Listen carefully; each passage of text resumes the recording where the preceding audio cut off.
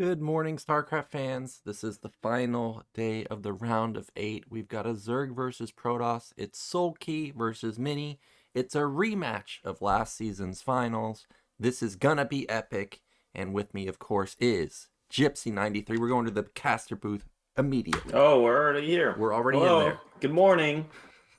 And that's all I have for you, man. 6 a.m. I got my coffee right here. Oh, yeah.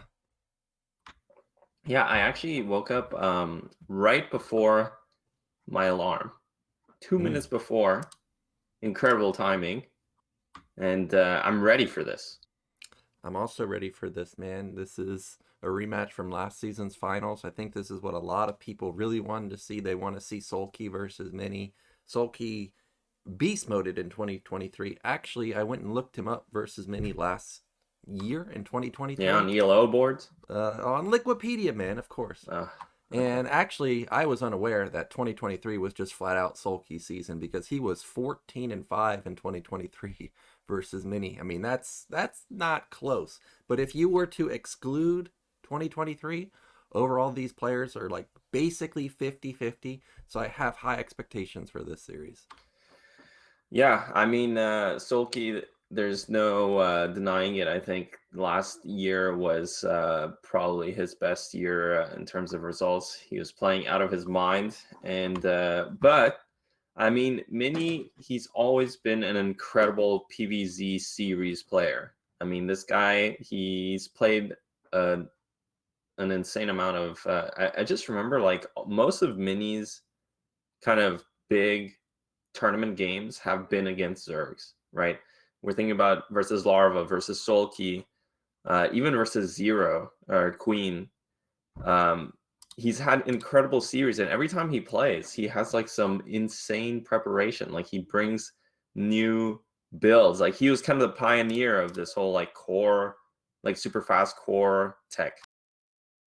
I was thinking about that as I got into my chair this morning. I was like, you know what? I remember in the Mini versus Soulkey series from last season, Soulkey kind of just blew out Mini, but the one game Mini won was a 2-gate. But then I remember him using 2-gate in other series also, and they have been quite Yeah. effective. So I wonder what he's got planned to get revenge this season. Of course, we're looking at the highlights of how these players have done so far. Of course, we had that epic game we just saw of the Barracks highlight.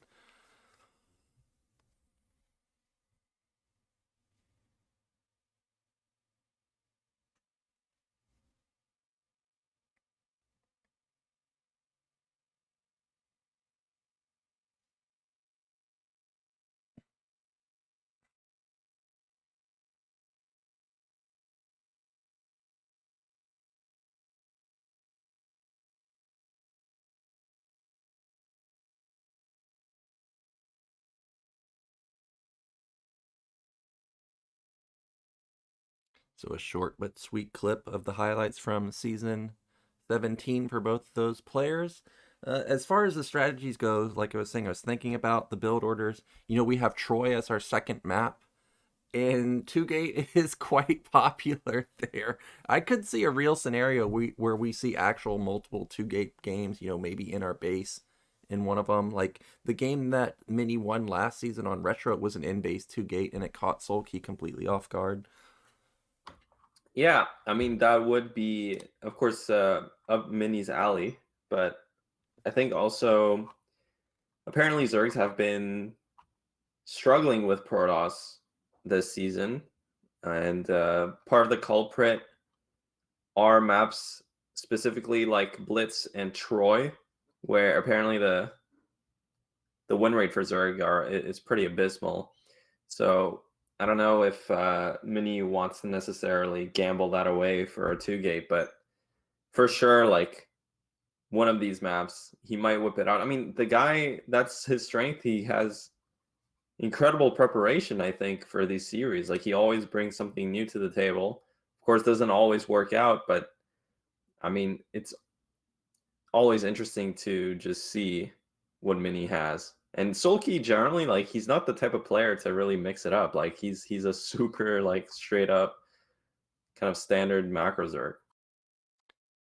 As far as mix-ups We've seen some double Stargate play in some PVZs, not just in ASL, but also in BSL, also in StarCastTV Star League. I've been seeing it. I wonder if Mini could pull that out.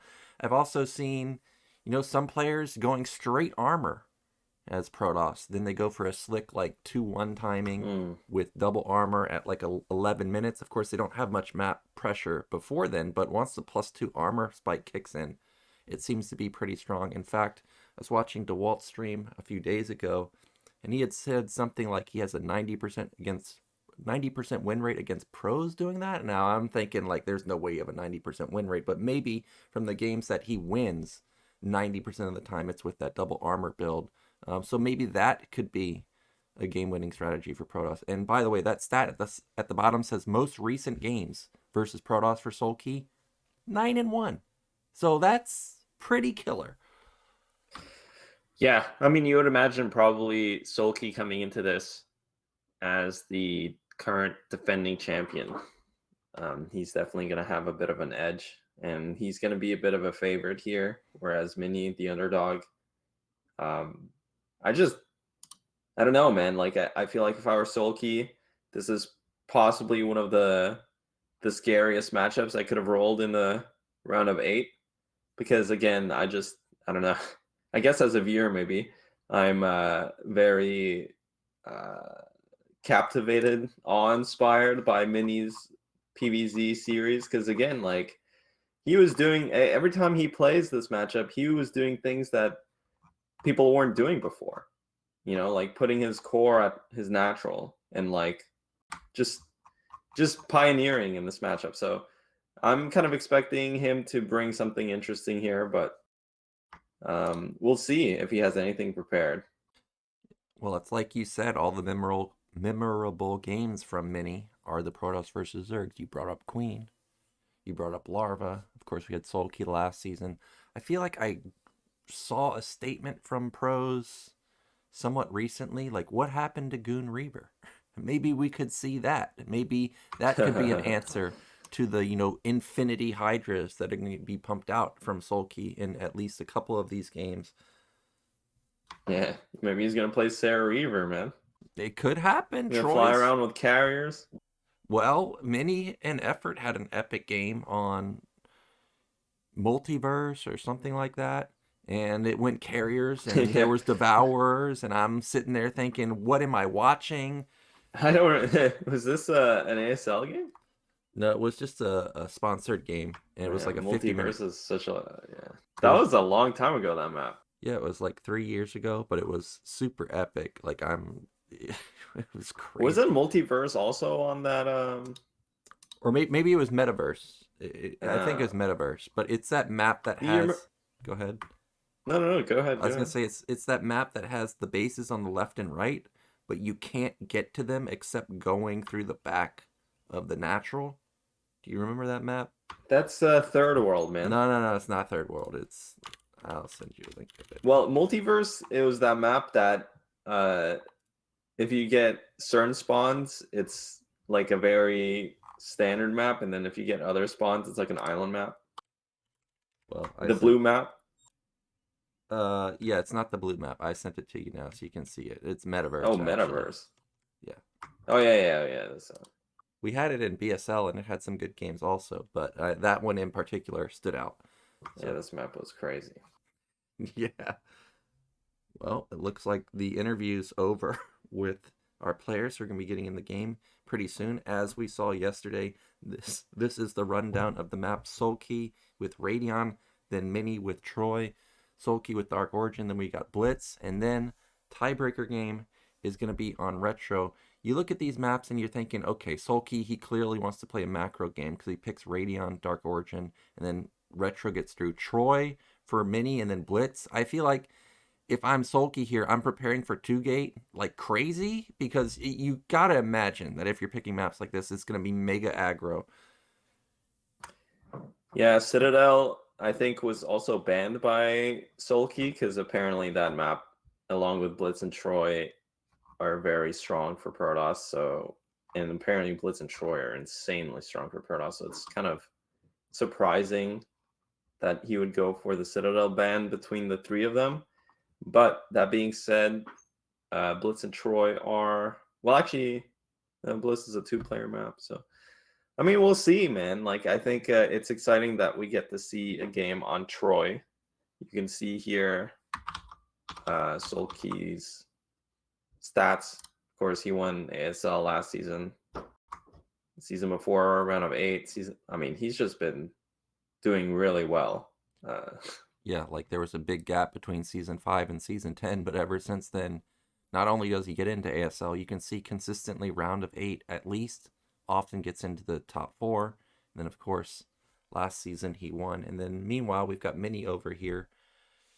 Look at these stats. Like it's basically he either wins 3-0 or he loses 0-3. And the one season he lost was just versus Flash's random.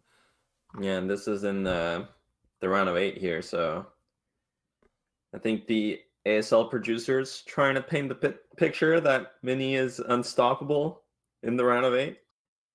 We'll see if that holds today here against the rematch against the defending champ. Yeah, win rates are pretty close, basically 60% for both sides. Like I was saying though, last year, Soulkey really had Mini's number, not just in ASL, but also in sponsored games. He was like 14-5 overall. I mean, that's a sick win rate. You can see Soulkey's the 3rd best ZVP in ASL. Meanwhile, Mini's the 2nd best PVZ. I wonder who could possibly be first if he's imagine second. being 3rd with 63% win rate. Yeah. I think Hero is actually the best ZVPer in the ASL statistically. I'm fairly certain that's the case. That's probably true, but what about Mini? Who's ahead of him? Snow? No, it can't be Snow. It must be Rain or something. I mean, maybe it is Rain. I'm sure they'll bring up the graphic. They generally do bring up who's got the top win rates. Again, we're looking at the recent Zerg matchups for Mini here. He lost versus Soulkey 1-4, then he beat Effort 4-0 before then, he beat 0-4-1 before then, lost to Larva 3-4, which was heartbreaking, of course, because that was in the finals.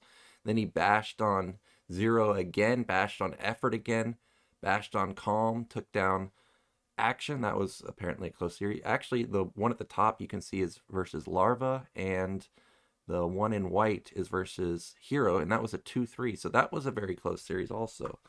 Yeah, I mean, basically he's lost to Zergs in most of his tournaments. Yeah, but all the people he lost to was like the people that ended up winning the tournament. Larva, or making it top 4, right? Losing to Hero, losing to Larva, losing to Soulkey. Look at these stats, man. Incredible win rate. Yeah, I mean, I think this is going to be difficult for Mini. And no, go ahead. And it looks like Soulkey has the same experience as I do on the ladder, because he's playing mostly Protoss. Almost 40% of his games is versus Protoss.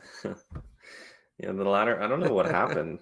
I just I remember complaining about the lack of Protoss for a couple days, and now I'm only getting Terran and Protoss. I haven't played a single versus Zerg game. Well, speaking of certain matchup, I mean, look at this. Almost, what is it, 81 games versus Zerg? He's only played 147, so he's played more than 50% of the time versus Zerg in ASL. What did that top set? Was that versus Protoss? He's played like 10 games versus Protoss? Yeah.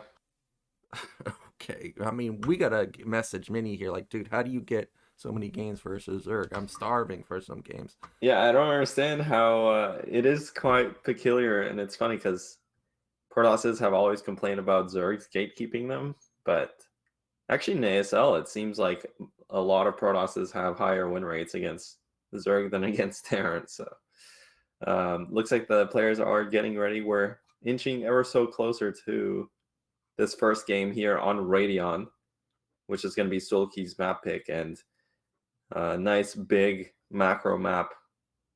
Actually, the game is ready, guys. So let's get into it. We are going to start here the last round of 8 match between the rematch between these two from last season, Soulkey versus Mini. Let's get into it.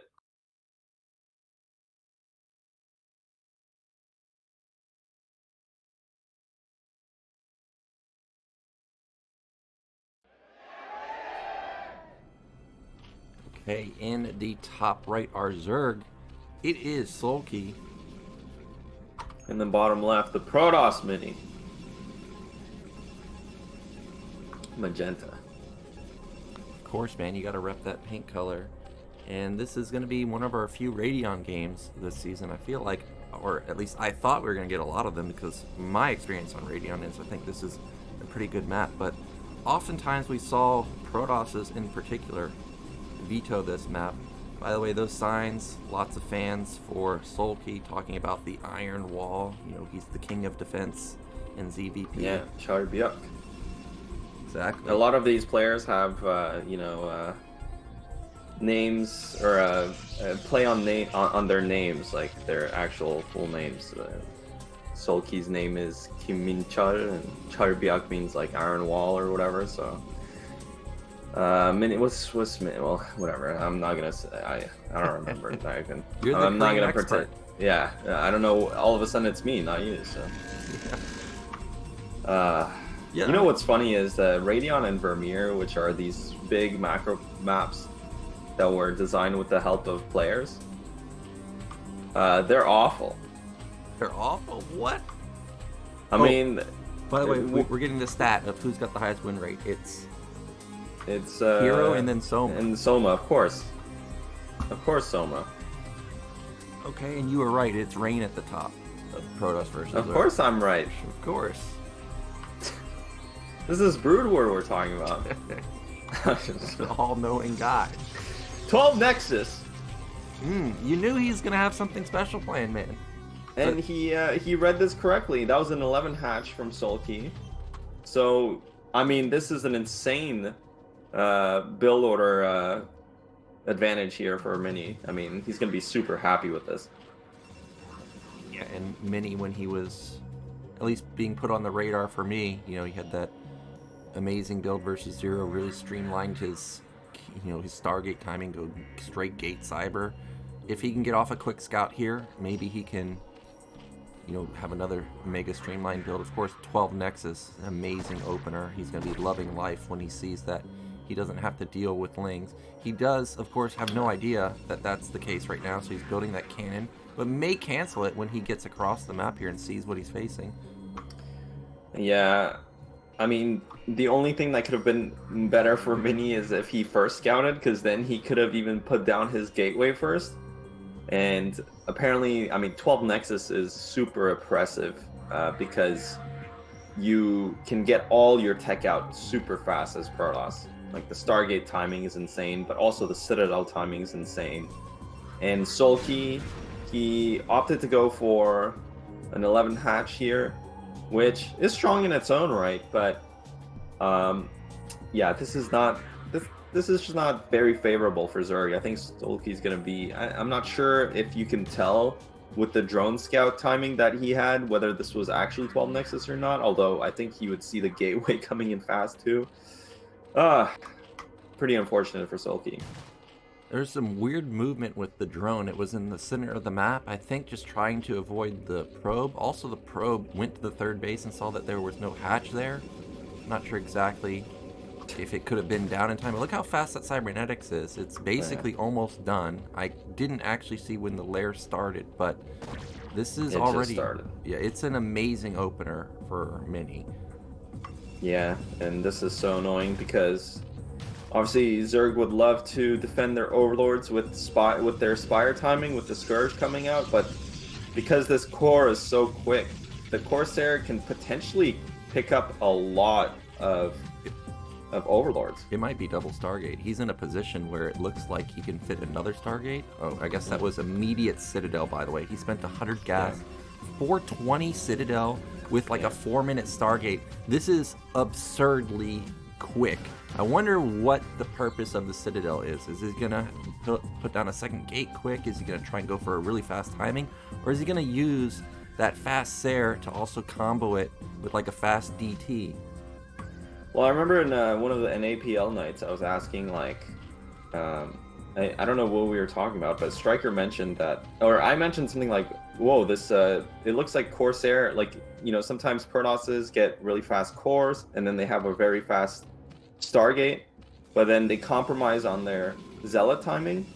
And StRyKeR had a remark like, "Oh no, but you know, with 12 Nexus, they can also get really fast like +1 timing with zealots, like and get the push out going."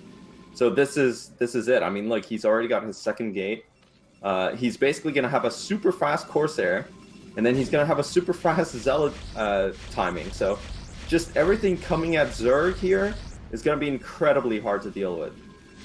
Well, by the way, there's no +1 weapon on the ground for the Zealots. +0 is obviously much easier to deal with. But, you know, we have an intricate play from Soulkey, because I was expecting there to be a Spire.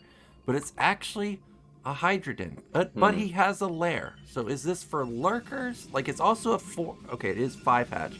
But this looks like it could be some type of Lurker play, potentially.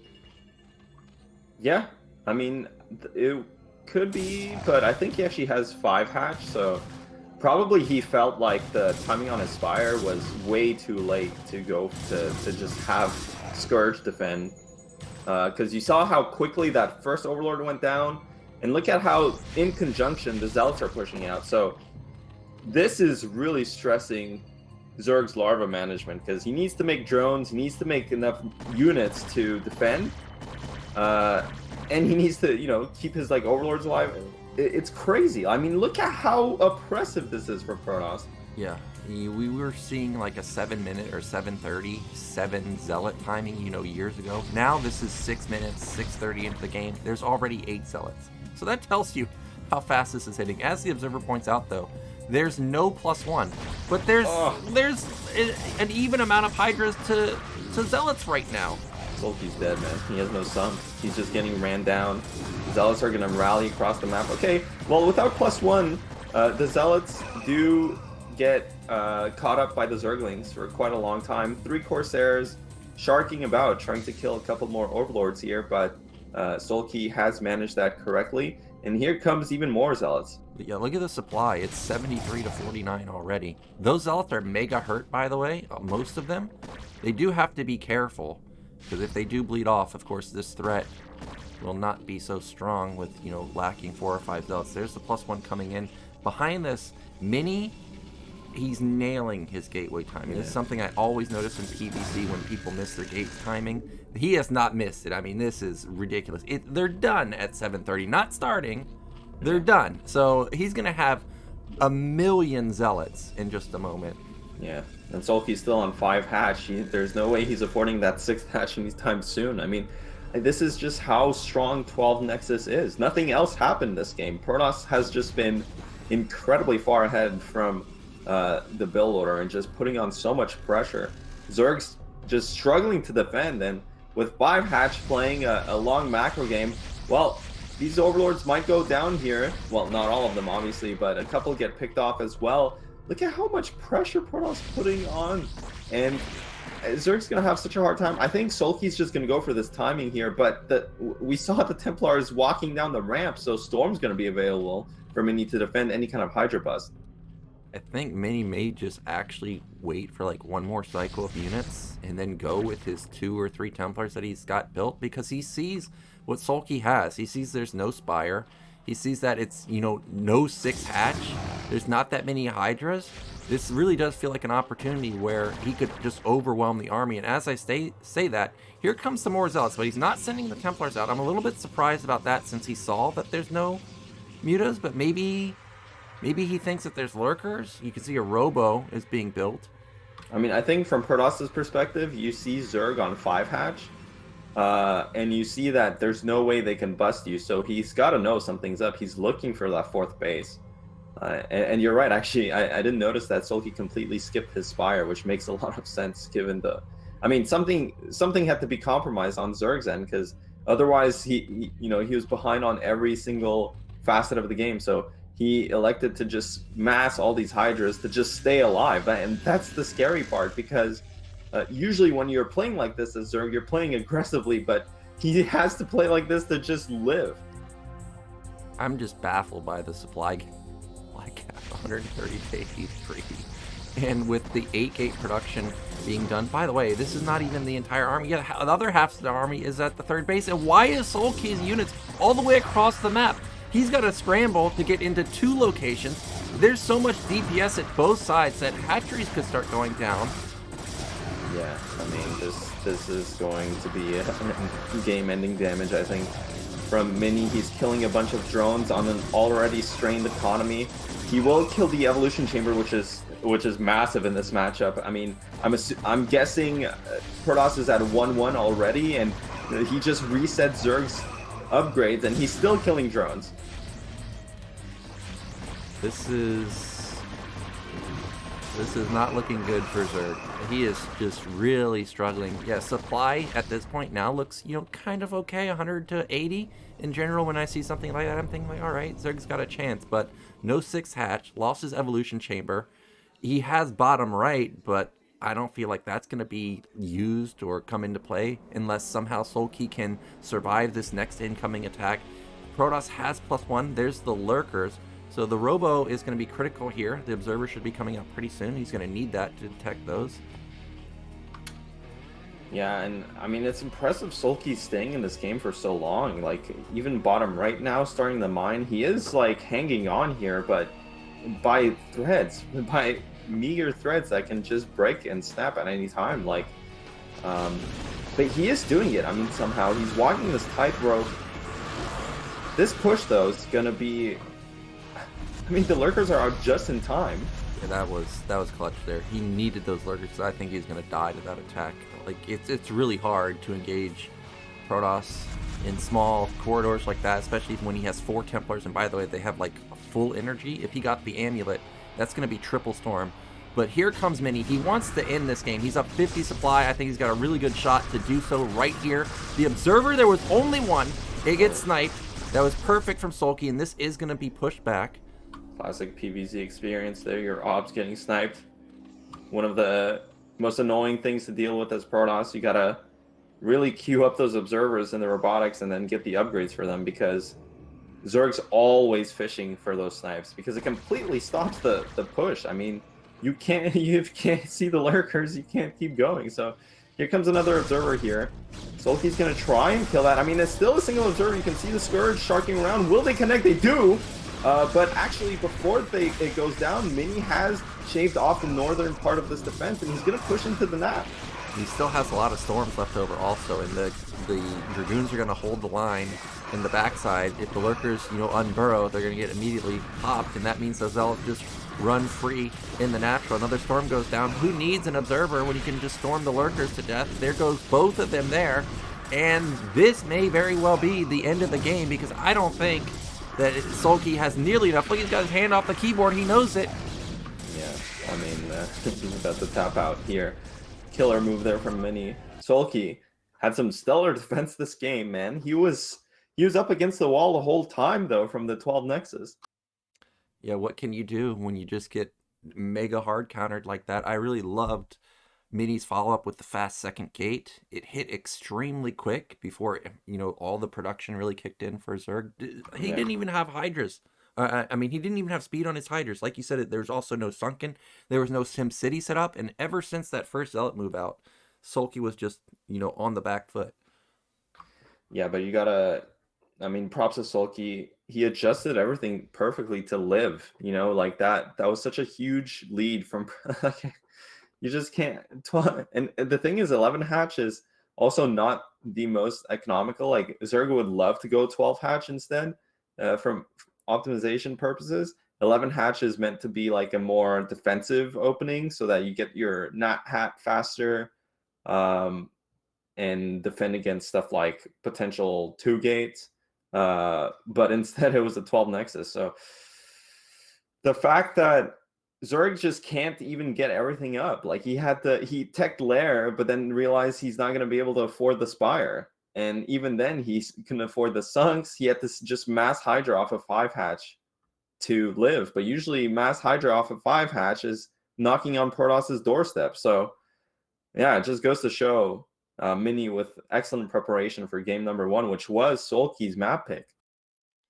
Indeed it was. And that Zealot move out, with the hidden Zealots at the top side, the hidden Zealots on the bottom side, was obviously a really smart move. Soulkey's units were completely out of position. I kind of wonder how that game would have went if Soulkey's Hydras were actually in position to defend the bases? Because he did have bottom right, and it never got scouted. Maybe that could have come into play. But we're going to be going into a break, and then we'll be back with game 2, which is going to be Troy.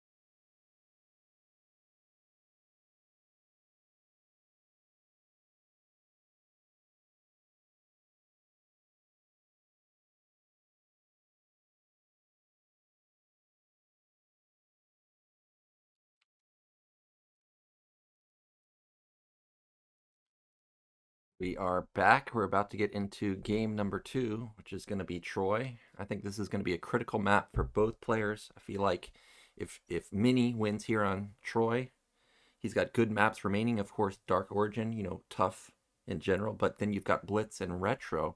And if Soulkey can win here, that ties up the series 1-1. And then maybe if he can string together a second win on Dark Origin, maybe momentum can carry him through the 4th and 5th maps. Yeah, and Troy, we've been talking about how this is also a really good Protoss map. So Mini's going to be really happy about this. Right here, he has a good chance of going up 2-0. And, I mean, being down 0-2 in a best of 5, it's never where you want to be, obviously. So, yeah, pivotal game here. And, of course, from that game number 1, I mean, Mini with the 12 Nexus, he's already inside of Soulkey's head. And, yeah, it's going to be hard, man. I wonder what he's thinking here. Like, we know 2-gate is common on Troy. Maybe he'll go like Forge opener. I don't know how viable that is because I never watch games on Troy. I mean, it's just so weird, and I'm never going to play it that I don't watch them often. But we're going to get into game 2 as players are ready.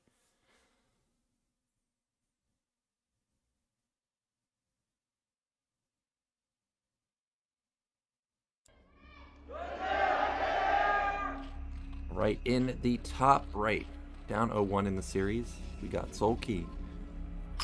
On the bottom left, the blue Protoss. It is Mini. Well, we know this is an aggressive map. No 5 pool.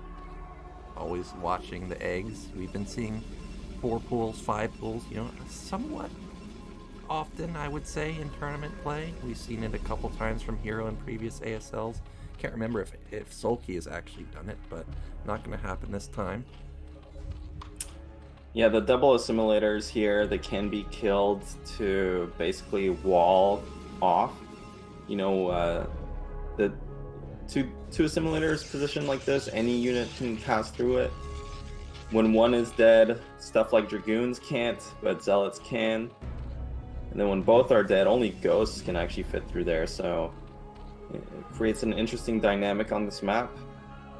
And often can lead to early aggression, because if you, if you get that priority and kill your opponent's gases, they can't get out of their base anymore. But also, that can be a bit of a red herring, because often we don't necessarily see those aggressive openings. And the other part of this map that's really good for Protoss is the high ground natural. And we've seen that time and again on maps like Ringing Bloom, maps like Tempest, maps like those Ultimate Stream. Those are all really good Protoss maps, because it's so hard for Zerg to execute stuff like Hydra Busts uphill. Yeah, it is really tough. And in fact, one of the games that Mini lost last season was he tried to attempt a bust on, what was it, Tempest? Uphill, and that did not go well for him. I mean, it was just an impossible task.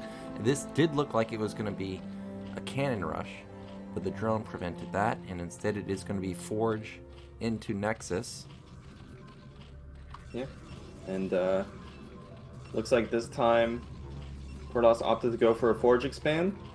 By the way, that probe, 0 range. Yeah, well, that's a lie. Shoots through the minerals. Yeah. Soulkey was not phased by the previous game. He still stuck to his hatch first here, and this time around Mini did not try to go 12 Nexus 2 games in a row, so Soulkey's going to be pretty happy with that. Actually, when Mini was opening, I thought this may actually be a 12 Nexus. When he sent the probe out, I thought, wow, he's going to scout him pretty quickly. Maybe he can cancel that Forge if he scouts hatch first, but it didn't happen, of course. And Soulkey is going to see the good news. Well, sort of good news that it was Forge Nexus, but I'm not going to be happy to see how fast that gate's coming up. But that probe got off the first shot, by the way, but it is going to have to run for its life after the second drone. Ooh. Oh, fast lair. Yeah, we weren't paying attention to that, and the gas was so quick from Soulkey. And, well, 2 hatch, very strong opening from Zerg. And actually, that's a 2 gate from Protoss, which can put on a lot of pressure, especially if it's not scouted early.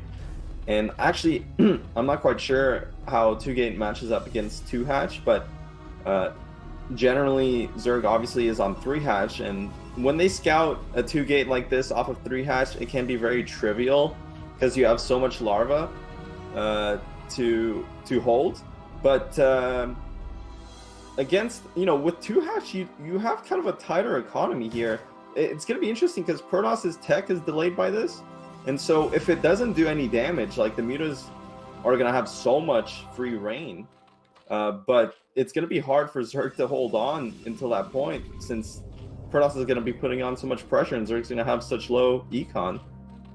To me, this looks like it's going to be like 5 Zealots move out, hit right before the Spire complete, force this guy to, waste his larva maybe. And then even if he does go muta, maybe you're going double Stargate behind this. But I've been constantly looking in Mini's main to see if he's got his cybernetics even started, and I'm not seeing a big building being placed anywhere.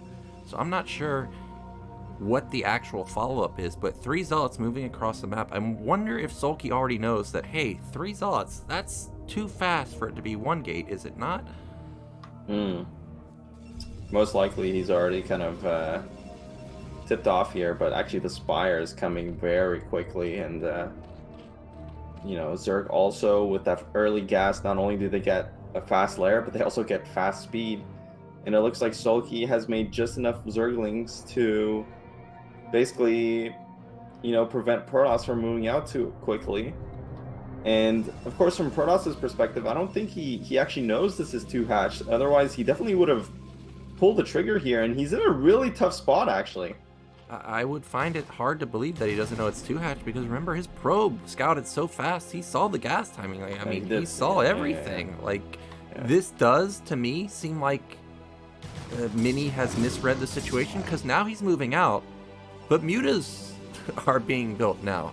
It's a little different. Oh, it is no, double he knows, Stargate. He knows. No. This is good for Mini, and he's hitting at the peak of his power here, right before mutas come out. Oh, he thought it was Corsairs, and he built Scourge. Yeah.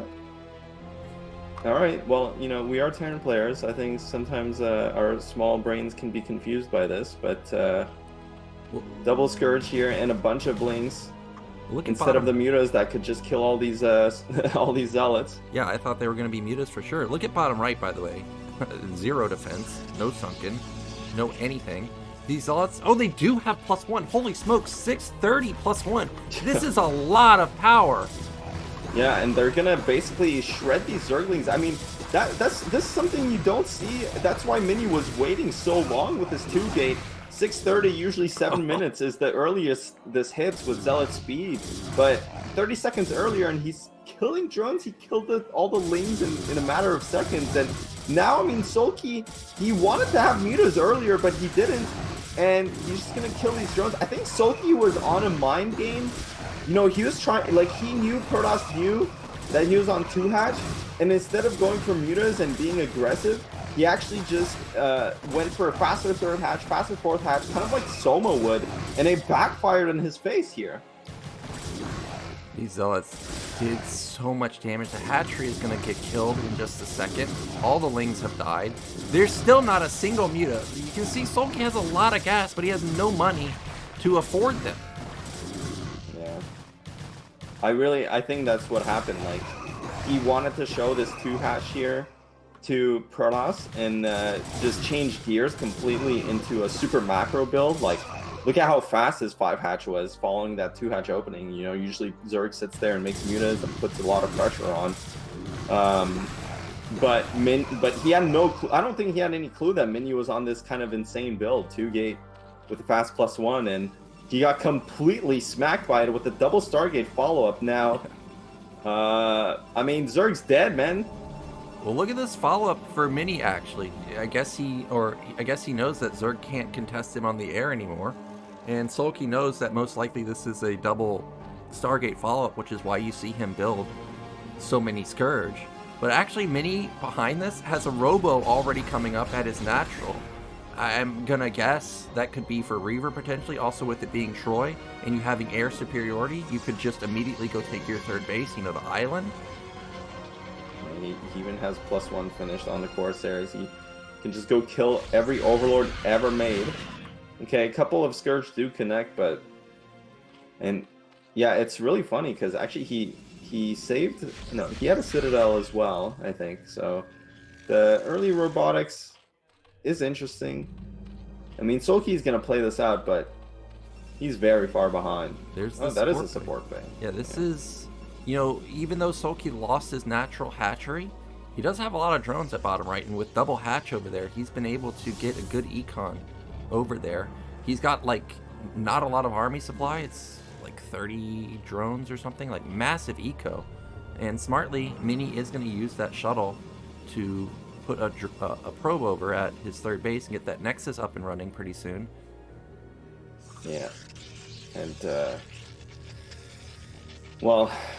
I mean, it's going to be very hard for Soulkey to come back after losing his natural hatchery and then also losing a lot of drones. Mini, he's being very disciplined, though, with his Corsairs. I think he could have put on a lot of pressure early, but now, okay, he feels confident. I mean, that's a lot of Corsairs. That's a shuttle with Reavers in it. Yeah. And that's Zealots with +1. He's actually got 1-1 already on the Zealots. I was sitting here thinking, well, how does Zerg win the air fight? Like, these Scourge and mutas, they're not going to do it. This was basically the perfect surround for the Corsairs, but there's still 5 left over, and that's not even where all the damage is coming from. There's the Zealots, the Reaver unloads, He loses the shuttle. I guess there's not that many Corsairs left over. He's gonna lose. Oh, there's only 2 left over, but there's still so many Zealots. I've never seen that in my entire life. Did you see that? That was like 11 Corsairs that just got eradicated despite having +1. Yeah, and it still didn't matter.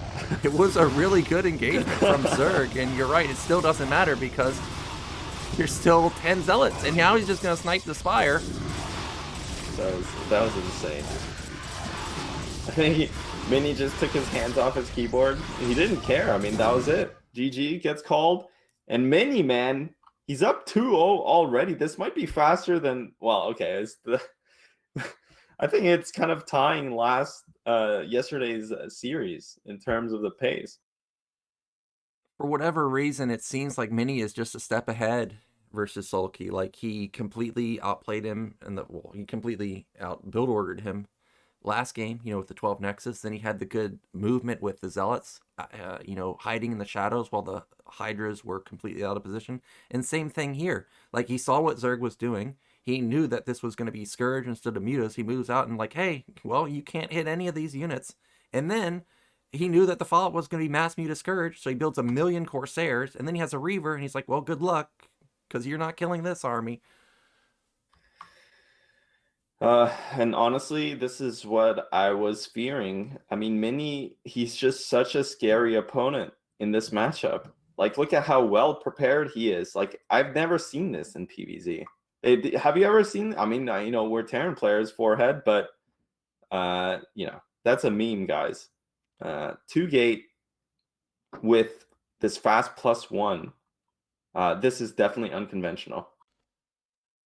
Yeah, I mean, I've done something. That was perfect, man. Look at this. Yeah, it is perfect, and the follow-up is perfect also, because what can this guy respond with? Like, the only thing he can respond with is Mutas, but he built Lings into +1 weapon. I mean, this was such a technical game because Soulkey showed the 2-hatch. Like you were mentioning, the probe was in the base, and he saw the gas timing and everything, and that creates a lot of ambiguity for Protoss because, of course, you're expecting a super quick Spire, but for Mini to just pull his Zealots like that and not be too worried about that Muta timing, and especially his later tech timing, and it catches this kind of semi-bluff from Zerg, where instead of going for the Mutas, they go for 5 hatches quickly, and that's why he made Scourge, because he basically didn't, he didn't have money for anything else, and he was trying to transition into a macro game. There's always that dilemma as a player where you get scouted, like, your tech choice gets scouted, and you have to think like, okay, well, do I continue down this path? Because then the guy knows what I'm doing, and I'm going to get countered. And then if you switch it up, and the guy thinks like, well, he's not going to do what he showed me, he's going to switch it up, and then the guy counters that too. It's you're kind of in a rock and a hard place. You're kind of flipping a coin, like, what do I think the opponent is going to counter with? And this time around, Mini countered perfectly, and we're going into the caster screen now. So we're here. Yeah, we're here. So we got 2-0, just as fast as yesterday. Actually, in fact, I think it's even faster because it's only 6:50 in the morning now. 20 minutes, and we're already at a match point for Mini. Well, Soulkey's up against the ropes, but he does have the map pick. And, I don't know what's wrong with chat today, Nyoken. These guys, we have these people in the chat, and they're making fun of us for being Terran players, and I find that very offensive. Well, Protoss has been killing it this season, man. These Terran players are only Sharp's the only one remaining. We should be out of a job. I mean, we can't talk about the game anymore. There's no Terran. All of our picks got obliterated. I thought JYJ was going to go deep. I thought Rush was going to go deep. He's gone. Clearly, you thought Light was going to do very well. I also thought that. He got blasted. What other Terran got blasted? Royal got blasted? Like, didn't he get knocked out in the round of 24 or something? Yeah. It was Royal. Actually, I don't remember. Yeah, well, exactly. You don't remember because he was gone so quickly. Terran's just getting eaten up this season, but the Protoss players have been killing it, and Mini so far looks really impressive, just like Snow looked impressive yesterday. Yeah, I mean, this has been a very good season for Protoss. The maps are just really good for them. You can see in PvZ especially, Zerg has been struggling. So when Zerg's struggling in ZVP, Protoss has a lot of chances to do well. And yeah, man. I mean, down 0-2, that's a bad feeling. So Soulkey's gonna have his work cut out for him, but I don't know, man. What else? I'm kind of bored talking about this series. Okay, well, let's talk about something else then. Did you get Papa John's yesterday? No Papa John's, not just yet. I need some break between. Oh, you can't eat pizza every day? No, not every day. Give me like a week break in between. But I've been playing some RPGs lately. The remake of Final Fantasy.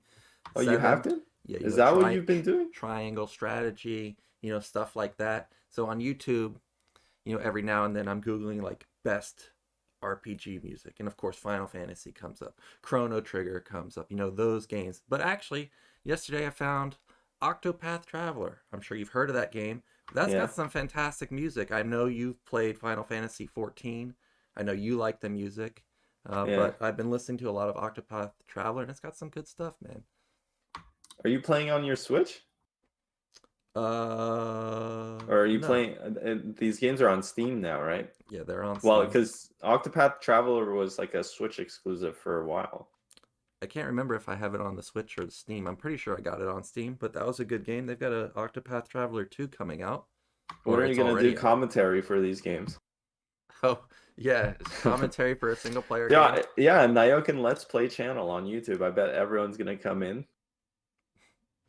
Maybe I need to commentate the games done quick. Maybe they got a Octopath Traveler runner. Yeah, maybe that's you, dude. You can get into speedrunning. Yeah. The natural transition for Brood War players. Exactly. After 20 years of playing, 25 years of playing a dead game, you can go speedrun RPGs. Some of the speedrun stuff that they do is crazy. It's like, how do you even find it? Like these exploits.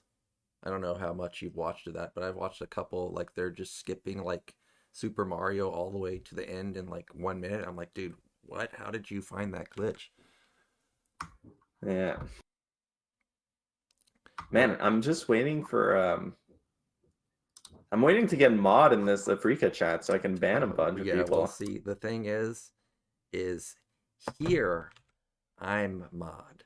And what's funny is I lost my sword on the Gypsy 93 channel, and I don't know how that happened. But now you're coming into my domain and asking for the sword. You know what? That's true. That's true. Yeah, because I was giving swords out to everyone. Yeah, you're like Jin, just everybody's a mod. Everyone has a knight. Everyone's a sword. And then I was like, I don't want to create this sword hierarchy. Like you either have a sword or you have no sword.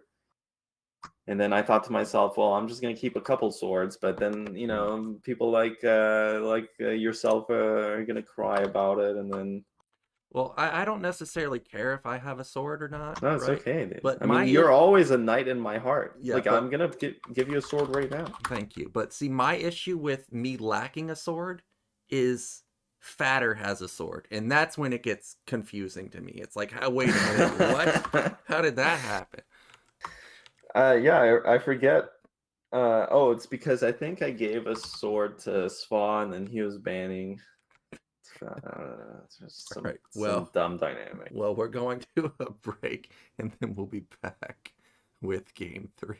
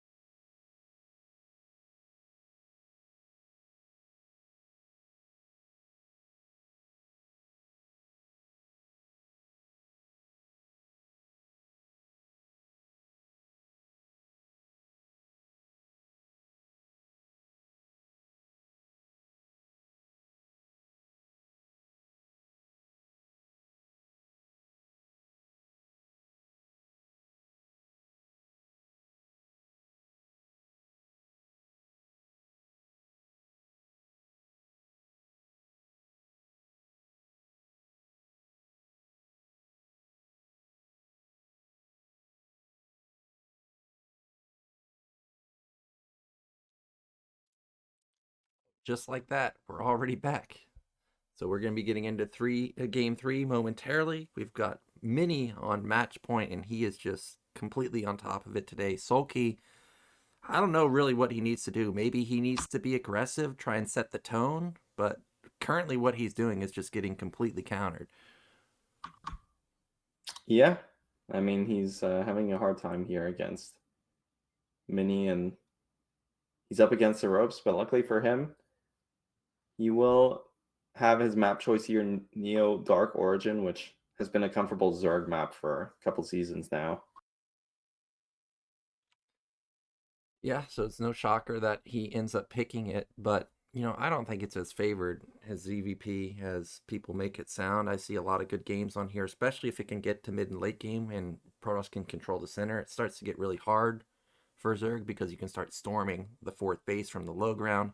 Of course, if we get into the ultimate late game situation where it's split map, 5 base versus 5 base, Protoss can go into the mega super late game comp with the Reavers, high tech. They've got high ground at all the bases. It gets really tough for Zerg, in my opinion, once it reaches that stage. Yeah, every 2-player map is very hard for Zerg in the split map situation, but we got to get there. And for Protoss, I mean, there's a lot of difficult moments in Dark Origin. The first part of it is securing their third base, then the second part of it is, even if they get third base up, even possibly the fourth base up, just getting out onto the map is really hard. And that means Zerg has a lot of opportunities to end the game before we even get the split map. And I mean, we'll see, because Mini has been doing so well today. He's so well prepared, honestly. Doing some really innovative stuff. I mean, of course, the 12 Nexus, that's just annoying for Zerg, but I really like that 2-gate +1 push with no zealot speed, like hitting super early and falling back on the double Stargate. I mean, everything in that was so cohesive, made so much sense, and I think really caught Zerg off guard. It definitely did catch Zerg off guard, and coming into today, we're talking about how Mini's got he's got good preparation. We haven't seen any one base builds just yet. I really thought we were going to see a one base build at some point. Maybe now game 3 is the time to whip it out. I think Soulkey's 12 hatch play has been countered so many times. Maybe you go for an early pool. And Yeah. I don't know how 2-gate faces off versus that, but I think it's actually pretty strong. So I think Mini should consider going for something like that. Yeah, he could. I mean, he could do anything, man, in this matchup. He's literally god PvZer. I mean, he has been. I think Snow kind of innovated a bit in terms of the super standard like PvZ game plan, like especially off gate expand and then how to upgrade and stuff. But Mini, he's the one he's like a Soma. He's a Soma type. He always has a new build. But the gamers are ready here for game number 3. Soulkey must win to stay alive here. And Mini on match point, of course. So let's get into it. Dark Origin.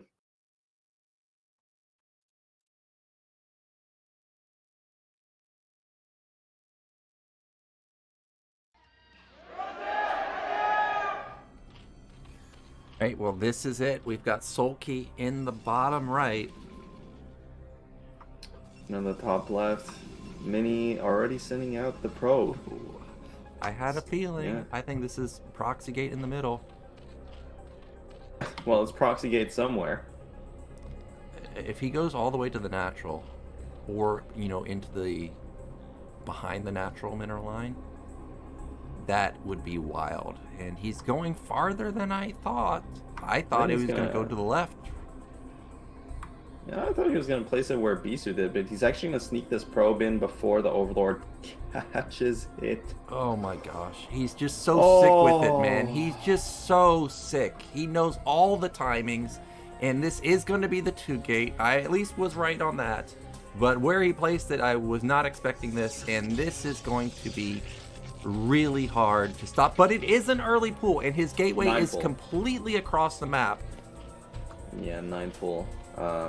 Well, this is good for Zerg, but he still has to to scout this somehow. And you can see Mini sending a second probe here to try and mask.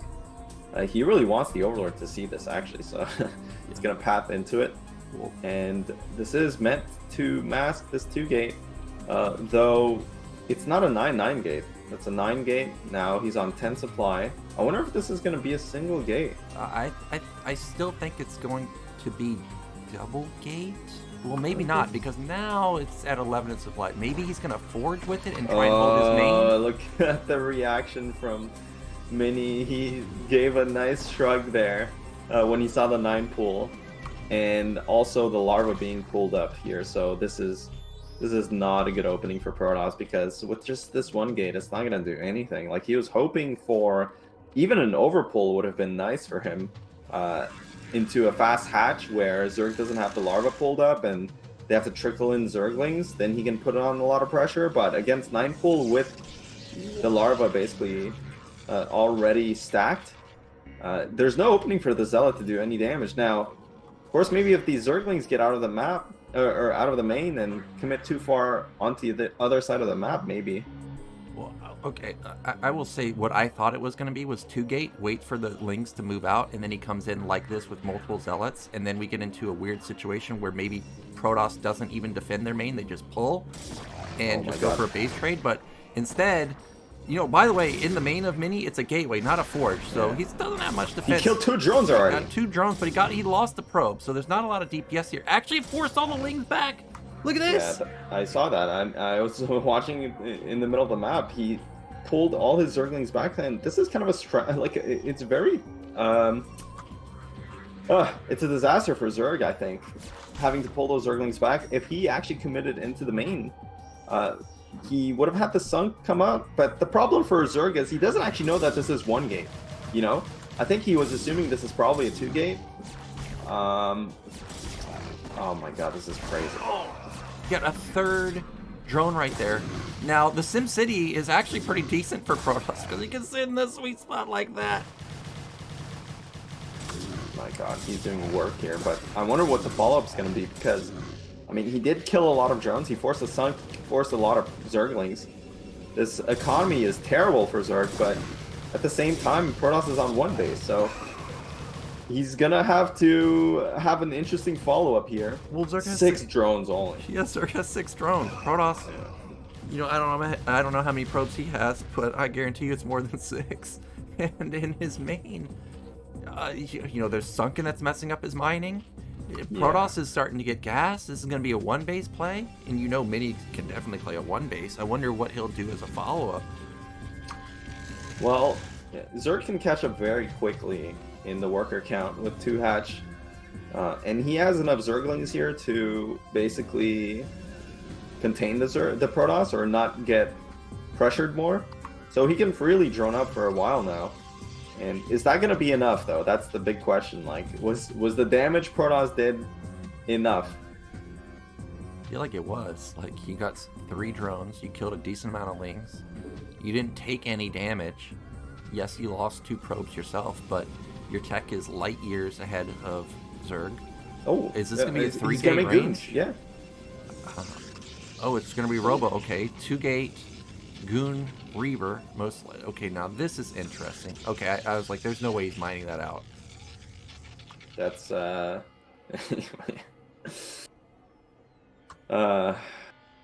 this is going to be a hard timing for Zerg to stop, given that opening. But he's doing a good job, because his layer's already coming, and what you need versus 2-gate Robo on 1 base is you need mutas. That's a mutaling is an amazing counter to that. So actually, I think Soulkey is in a good position, assuming he commits to Spire. If he does what he did last game, where he powers with Aspire, then I think he's in trouble. Well, here's the big gambit. I mean, he's not making a Hydra Den.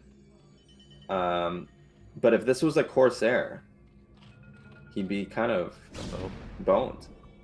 Well, Lings see, and now that he's going to know that, hey, this guy's going Goon Reaver, and his Zealots are completely out of position, but they are just continuing to go. They're not turning back. They're committing. So unlike Soulkey, you know, who turned around, these Zealots are going to do a lot of damage. I don't see any defense for Okay, there we go. There's a sunken at the natural and some lings. Yeah, this is perfect for Mini, and honestly, this is putting on so much pressure, taxing the larva as well. Here come the Zealots, they're going to surround this Sunk. I mean, very early attack here, not waiting for the Goons or anything else, and these Zealots don't have +1, so they're getting chewed up by the Zerglings. I think maybe getting over eager here, Mini, but he will kill the Sunk, and then he will tuck these Zealots behind. Goons, like just 2 Goons into Zealot production, this is so weird from Protoss. Reaver is on the way, Spire is also on the way though, so he has, he's on the timer. I think he's just trying to make this guy spend his money so that he can get his Reaver across the map and there not be that many mutas. Like, it doesn't matter, I guess, if the Zealots actually breach the natural, because if he can just force non-stop usage. Well, he needs to block the ramp, man. He's gonna hold it. He's got, this is mini micro, man. He's gonna hold it. But that Spire is almost done. There's not that much gas for Soulkey. He can only build probably 5 mutas by the time it completes. Yeah, and again, I think that was kind of risky, because had Mini gone for something like Corsair, he would have picked up so many Overlord kills. He would have had the answer here to the Spire. But okay, 5 mutas I think is going to be more than enough to deal with this. Yeah, it should be. And Mini, he's got to go. Like, if he's going to attack, you got to go right now. The mutas are not out yet. But even if he goes right now, I'm not sure it's going to work, because the mutas should be being built. So maybe he should just turn around. But nope, he's going to commit to it. We'll see how this fares. There is a cannon in the main. It should be enough to deny these 3 lings from doing damage. There is double sunken at the natural. Triple sunken, maybe. Ooh, if he needs to snipe the Scourge, actually, because he doesn't want to lose this shuttle. That's only 3 Goons, and 3 Goons do not fight against 5 mutas well. Yeah, I think that's going to be it. Yeah, Reaver is going to die. It did not get off the damage it was looking for. There's still a sunken here to help support the mutas, and this strategy from Mini ends up not working out this time. Of course, he's going to play it out, but Soulkey is at a massive advantage at this point. Yeah, I mean, I think it was risky there from... Mini is really annoyed with that game. And I love his reactions, man. He's always so animated. He looks like me, man. Yeah. I get mad too when I lose. The build was interesting. I thought that, you know, it was going to be the double gate, wait for Zerg to move out and then counter. And then, you know, you have double Zealot, maybe triple, quadruple Zealot. You sack your main and you get into a weird base trade situation versus a Zerg that's low larva count. Ended up not happening. I still think the transition from Mini was pretty good also, but once the Lings got in and confirmed the robo, I mean, that's all she wrote at that point. You know exactly what you need to do as Zerg, which is just build mutas, and you're going to hold fine. Well, again, like, if this was one base, or if this was a quick Stargate tech, though, it would have backfired for Zerg. Like, the Corsairs would have put on so much pressure. But I think Soulkey just read correctly. Again, one base Protoss is just so weak. He had such a huge lead in terms of getting damage done in the early game, and just it still wasn't enough. But also Protoss's economy was kind of shot. I mean, you can see he's on very low probe count from even before taking damage here. So Protoss is very not, I mean, it's just not flexible off of one base, whereas Zerg is. And yeah, Soulkey salvaged that game. I mean, everything went wrong for him, man. He lost like 4 drones to 1 Zealot. Not like he lost the drones, but then he also had to make that sunk that jacked his mining as well. Actually, maybe it didn't, but even with that, Protoss wasn't able to secure the win. So he definitely recovered quite nicely there, and that does get us into map 4, which is going to be Blitz. It's going to be Mini's map pick. And of course, I think we're going to a break now, and then we'll be back with it.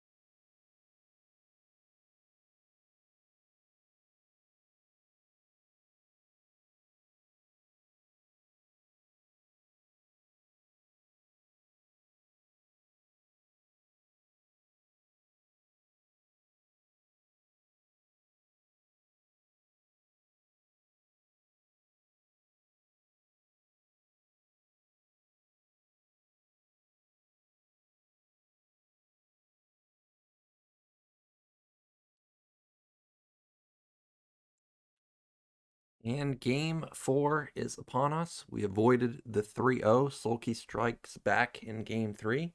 But now we're back on Mini's map pick, and we've got Blitz. Yeah, Blitz, another really good map for Protoss. So it's going to be very hard here for Soulkey. But he does get the tempo back in his favor after winning last game. So maybe he can get the ASL 17 champion. Maybe he can get his mojo back and get the momentum going again.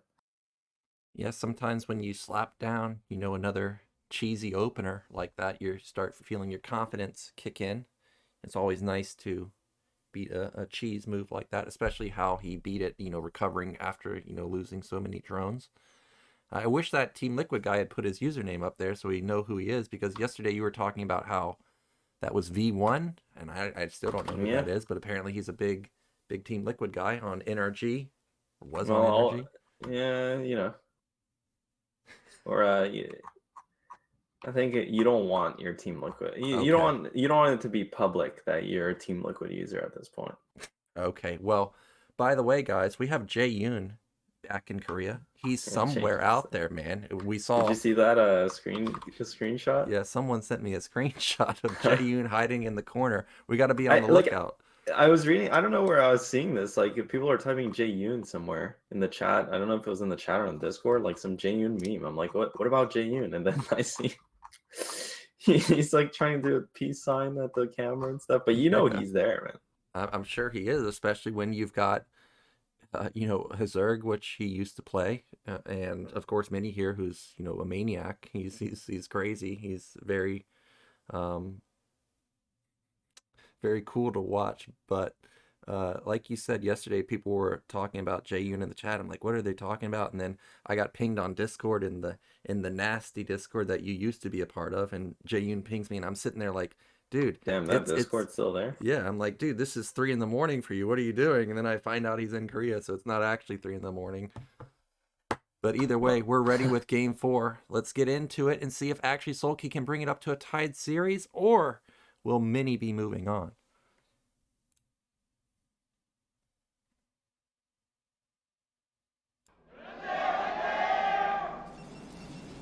Okay, in the top right or bottom right, we do have Soulkey.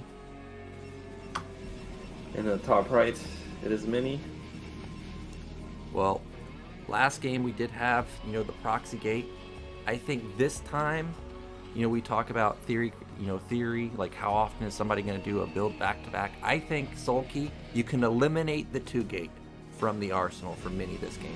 Because of that, I am wanting to see the 12 hatch. I don't think you're gonna get punished by a 2-gate, but maybe he'll open with pool first again, because so far 12 hatches or 11 hatches not been working out quite well. The only win he got was when he did go pool first.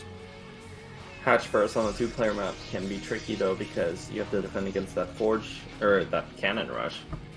But it looks like Mini's actually gonna go for a gate expand most likely, and well, Soulkey, he's gonna go for another 9 pool here.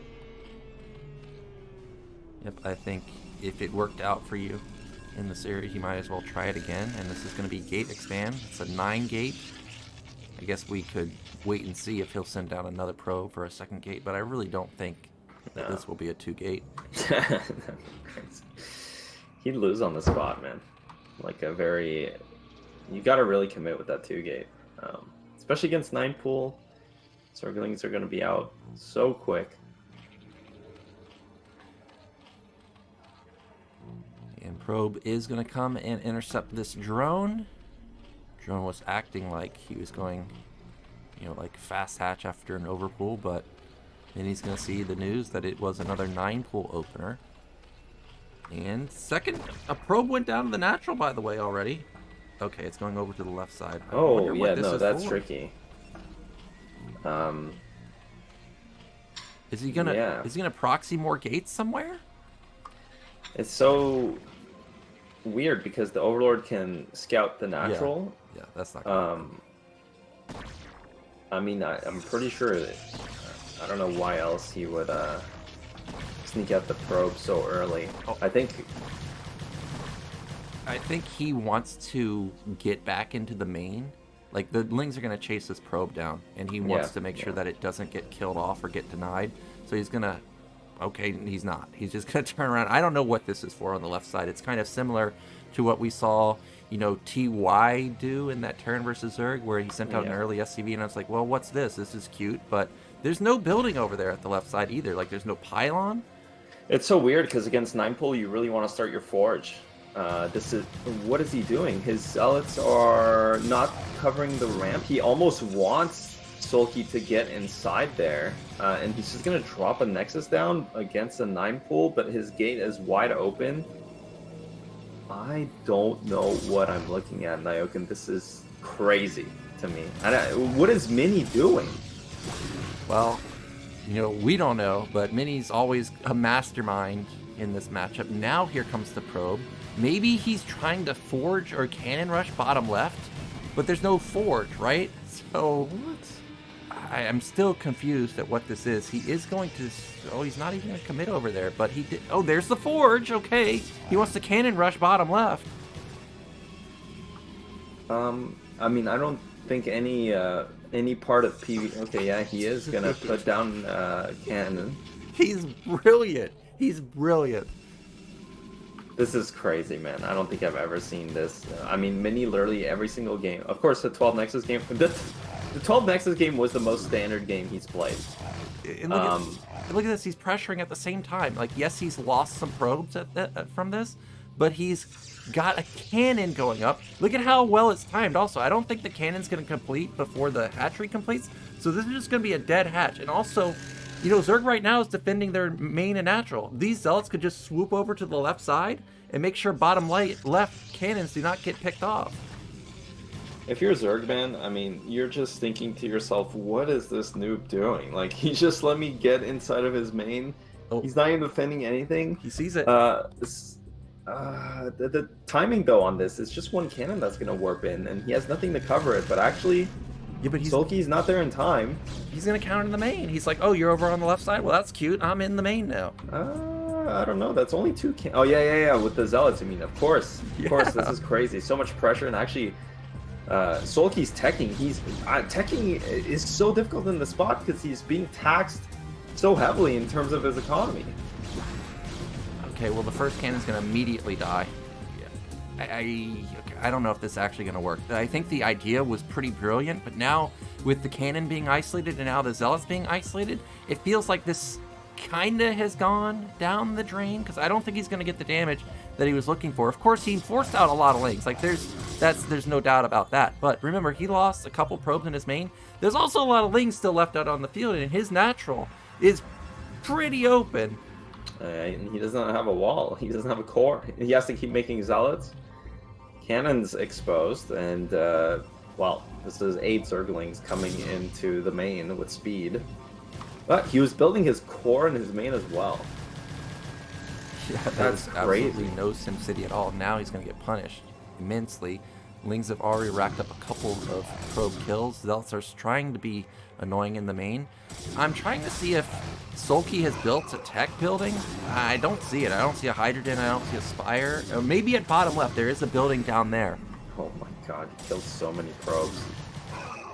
And, well, I mean, Zerg was on very low drone count this whole time, but he managed this perfectly, and the core does finish, but he can't really afford a Stargate right away. And at the same time, the lair is also done, so Spire's going down any moment. Yeah, bottom left, by the way, that was not a building. That was 2 Lings that looked like they were Hydrogen. So it is just going to transition into, you know, a normal game, I guess. But this is definitely not normal because the Protoss has lost so many probes. His tech is ransacked. I mean, supplies are already even for Zerg, right? So that's obviously great. That was a cute idea from Mini, honestly. You gotta...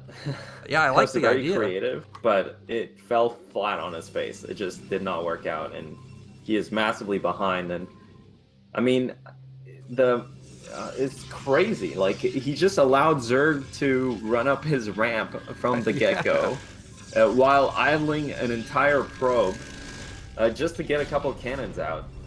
Yeah, I wish that those zealots that were pushing across the map, I wish they had looped around to the left side, because then the 3 zealots plus the 2 cannons, there's no way in hell that Zerg's breaking that. Like, that's just not happening. So, you know, in retrospect, that was probably the better move, but the idea to also counter the natural in the main was also pretty smart. It just so happened that Zerg built so many lanes preemptively, but it's another double Stargate follow-up.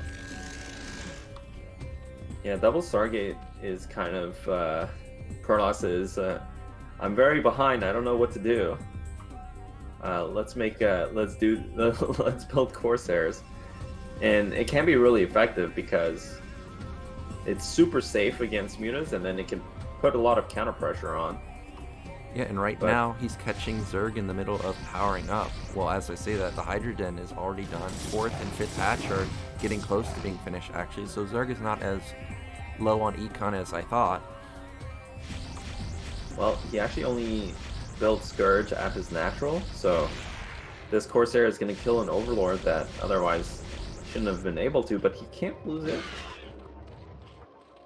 Zerg will always take that trade. 1 Overlord for 1 Corsair, but actually Mini does micro correctly. He gets out of it. The Scourge do go fast. They do travel faster, slightly faster than the Corsair, but you have to micro it. Oh, we've got another engagement here. Zealots are going to be moving out. I don't think he has +1. That would be kind of crazy if he already had +1 by now, based on how the openings have gone. But the Corsair count is really high already. It's already at 5. There's not that much anti-air. He's going to try and save these Zealots. I don't know if that can work. Yeah, his Corsairs did not have +1, so they do not do that well versus Scourge just yet. He loses 2 immediately. Yeah, and he's already behind this game, so he can't afford to take losses like that. You can see Mini's trademark reaction. You know, he's tilted. You know, he doesn't... he's not happy with the game state. And now double Stargate to hold 5 hatch production is going to be very difficult. His tech is going to be very behind as well. No Storm available here. He has to rely on Cannon Zealot, but that's just a single gate, and that's just 2 cannons. Indeed, I don't see how you hold this. And even if you do hold, right, like Zerg's econ is bananas right now. He's already got his 5 hatch. Yeah, he's going to lose all of his Zealots before the Hydra's even engaged. All Mini can do is try and counter with Corsairs and supply block Zerg. But multiple cannons coming down. Unfortunately, there's still only just 2 cannons here. The Sairs are going to rack up an Overlord kill, but he needs more than that. Zerg is up 15 supply, so that just tells you the game state. Yeah, that's this wall's not gonna hold, and man, Soulkey, he's clawing back. He's back 2-2 now. We're gonna go to the rubber match after this one, and really impressive from Soulkey to weather the storm here. Not only from the first 2 games, but also all the spaghetti Mini is throwing at him. Yeah. Yeah. GG gets called. Yeah. Mini is not happy about that one. It was a really cool idea. I don't think I've ever seen that before. You could definitely tell that he'd obviously planned that for. He's practiced it a lot and planned it quite effectively. But Soulkey had a good defense there, and now what looked like it was going to be Mini steamrolling through with a 3-0. All of a sudden, we're at a 2-2 score, and Mini is probably the most emotional player, and now it's game 5 where he's fighting for his life. You know he's not happy about that. Yeah, I can tell you,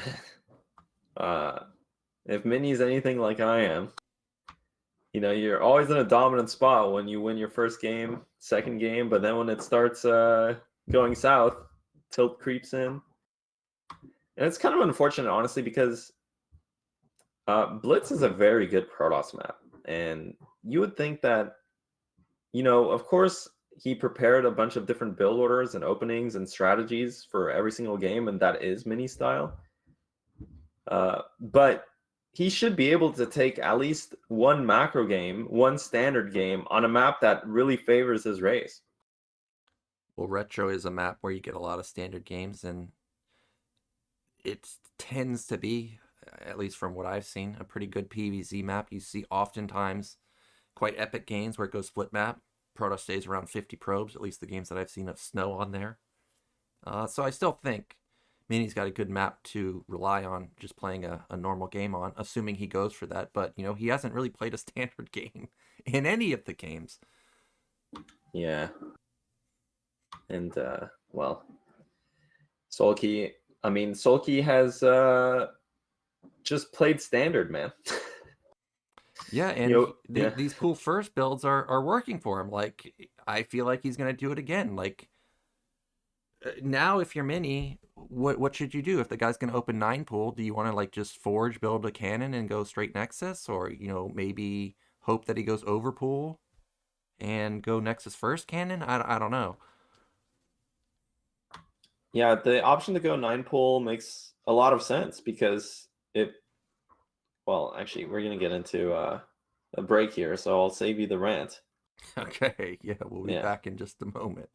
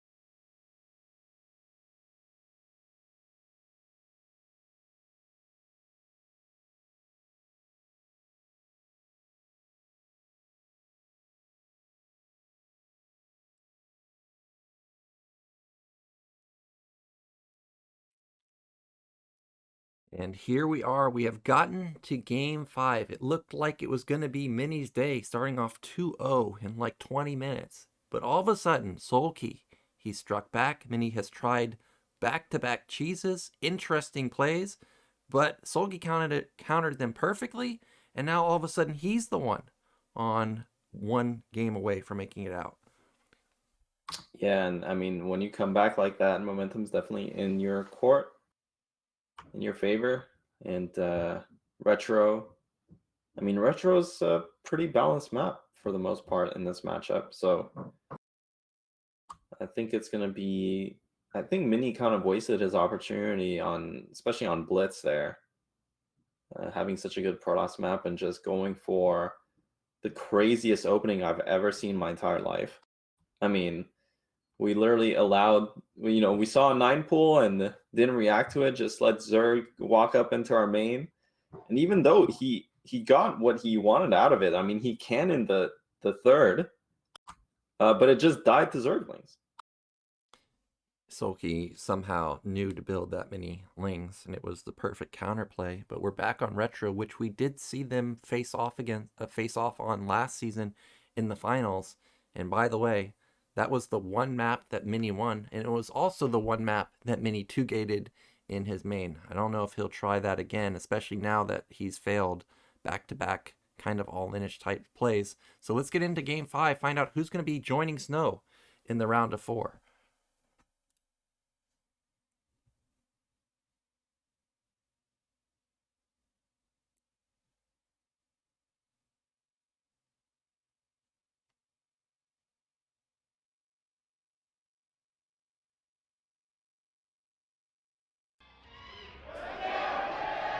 So in the bottom right, we do have our Zerg. It is Soulkey. The top right Mini is the blue Protoss.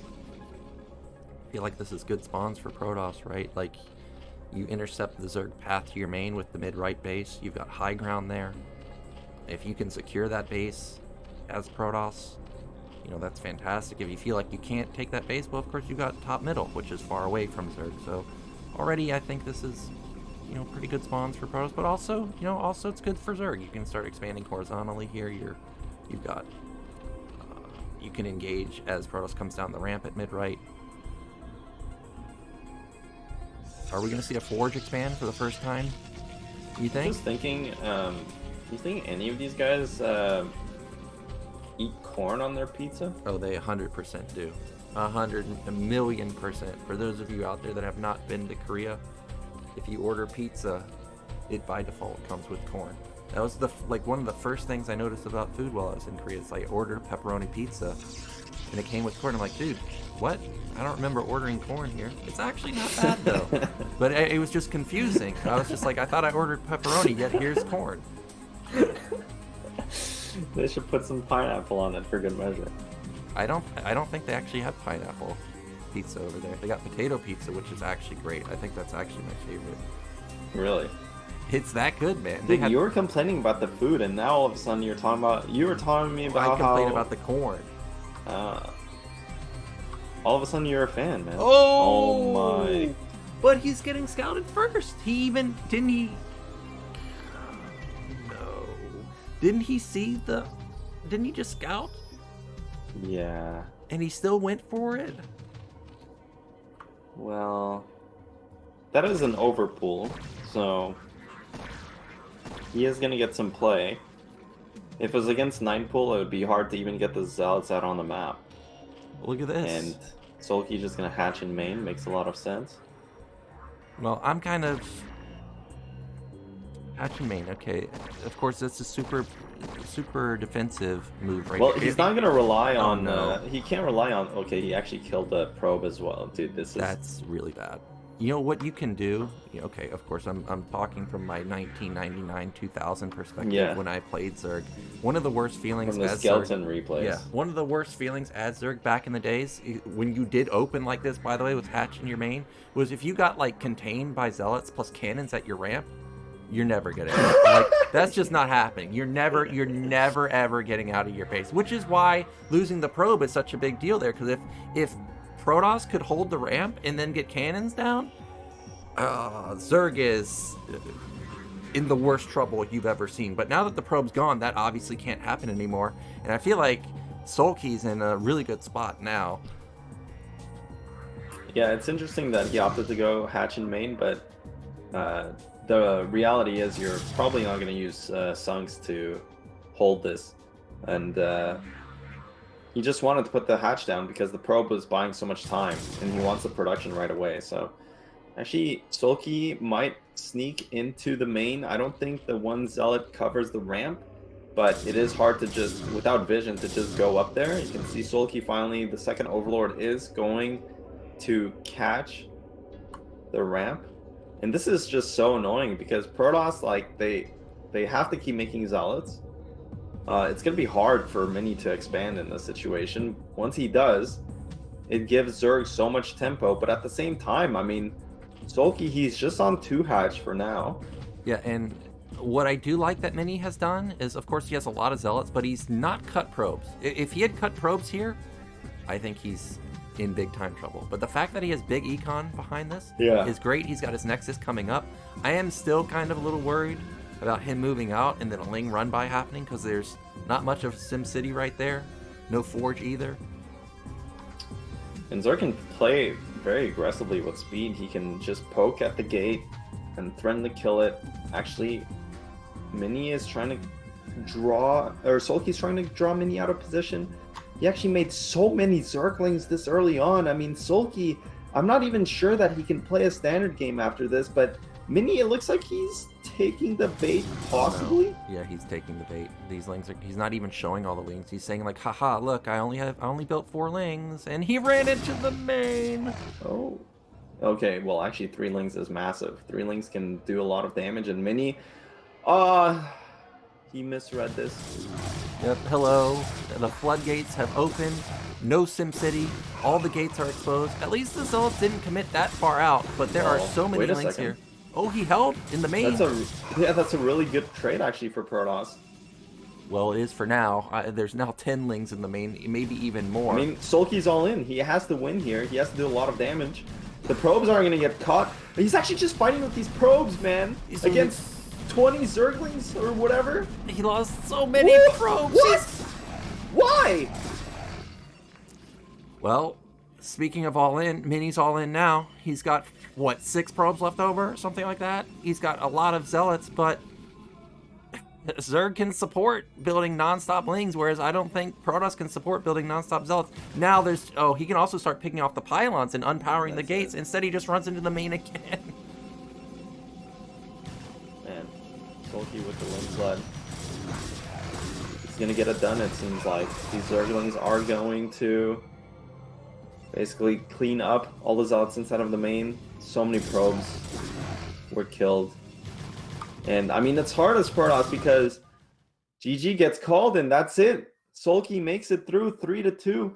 It's hard, man, because obviously if Zerg is sitting there droning and you're on 2 gate, you want to put on some pressure. But Soulkey was just massing lings the entire time.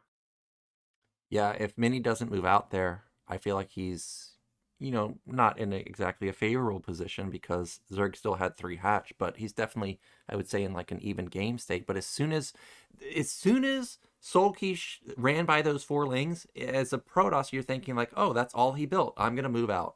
And that's exactly what Soulkey wanted. It was the perfect move right there.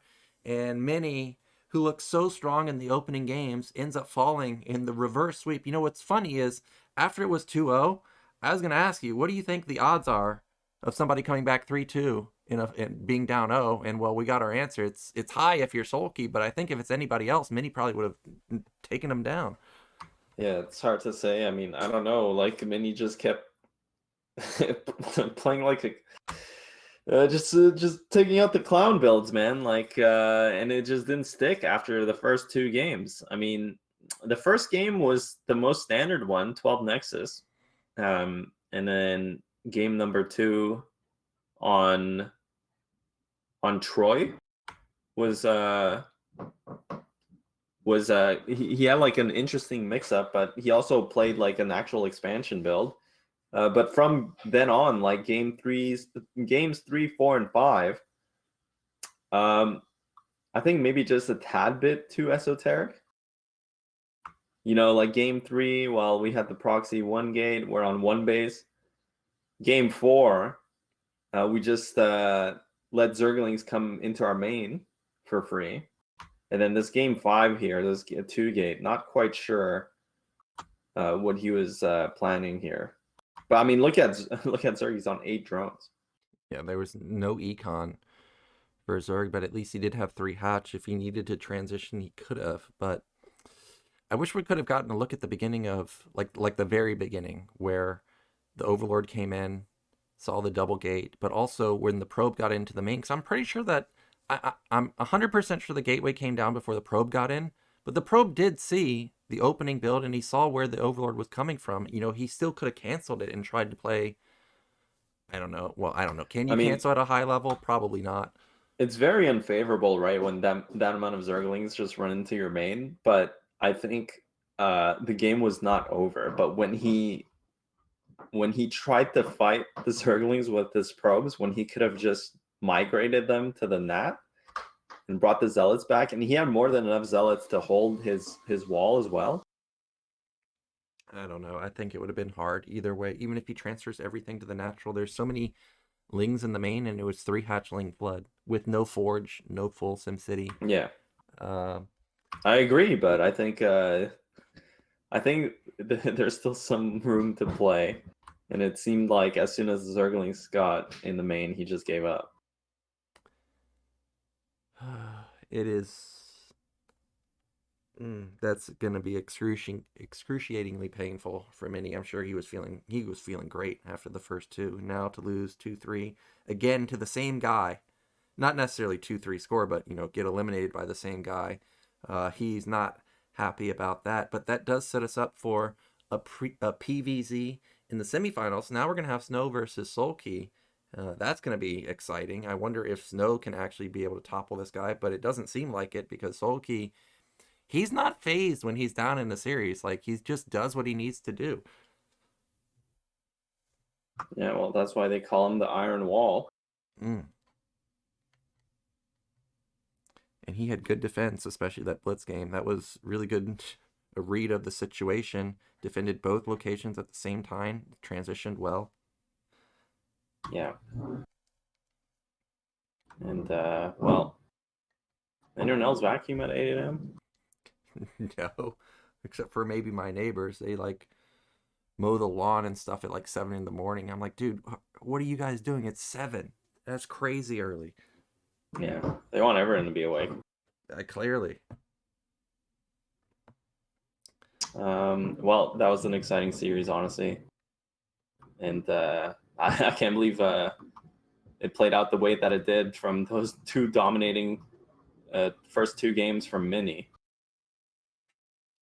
Yeah, I also can't believe it. I thought after the first 2 games, this is it. I mean, it's just going to be complete domination. In fact, I messaged Rhett after the first 2 games, and he was saying, it's not looking pretty. It's looking pretty ugly already. I'm like, I agree, too. This does not look like Soulkey's going to be able to recover. But you know who I guarantee you always believed? Mr. Eon Zerg. I know for a fact he's sitting there saying, I knew it. I knew he could come back 3-2. He's always a believer in Soulkey. Yeah, well, Soulkey is a god. Yeah, and now he's got PVZ again. And, he doesn't have to worry about the craziness in the next series because Snow is not someone that makes moves like that. But we didn't actually get to see a real macro game from Soulkey in here. So I guess we'll have to wait and see for the Snow series to see some actual macro games. Yeah. I mean, I'm just a bit disappointed because I really think Mini... I think you need to have, the creativity like that to take risks, and especially with the 12 Nexus, that was an insane dominating game. But you also have to be able to back it up with just solid standard play, and because otherwise you're just trying to gimmick your opponent, and then when your opponent catches on, like Soulkey did, he just started 9-pulling and just making a bunch of Zerglings, and it completely stopped all of Protoss's plans. It was definitely a great read from Soulkey to just mix it up. The 12 hatch or the 11 hatch was not working. Going to the early pool, make sure that you don't take crippling damage in the early stages. That's really what he needed, because that's where Mini was snowballing the game, which was in the early stages. But you know what it is? That's how it goes sometimes. Mini will be back next season, of course. He always makes it into the ASL and always goes very far. But what do you got on the menu today, Guy? What's the plans? Hell diving today? Playing some Brood War, I think. You think? Not eating pizza. Of course, you don't do that. Well, I bought a frozen pizza the other day from the grocery store, and it was awful. I'm never doing that ever again. Well, that's frozen pizza, man. That's well, not... I don't know. Sometimes it's pretty good. Okay. But that one was awful. I hated it. Well, I went to the store, I guess, a couple weeks ago and got some prime rib, and it was perfect. Absolutely amazing. What do you mean, like frozen prime rib? Just prime, not frozen, just like what do you mean? It's just what you go to I mean, regular meat. You know those ribs you get that are like pre-cooked, they're not pre-cooked, but like they're whatever, they have the sauce and stuff on them, and then you just kind of like grill it. Yeah, but not that. I mean, it was prime rib. It's like steak, man. Yeah, I know. Really good. I'm trolling you, dude. Yeah, you have a nice barbecue? No, it was prime rib. It's steak, not barbecue. Steak. I don't get it, man. Yeah, but you gotta like cook. Oh, you cooked it. Yeah, but you can like, well, you know, whatever, dude. Anyways, so I've accepted we'll never see eye to eye on food. Okay. Well, we're getting a rundown of how. What'd you do with it? I just cooked it on the stove. And it was perfect. I found a recipe for it. It was amazing. It was like I was going to a restaurant. Marinated it.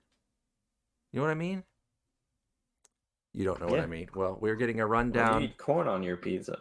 Yeah. Mini started off 2-0, but in the end, it was Soulkey that reigned supreme with the reverse sweep 3 in a row.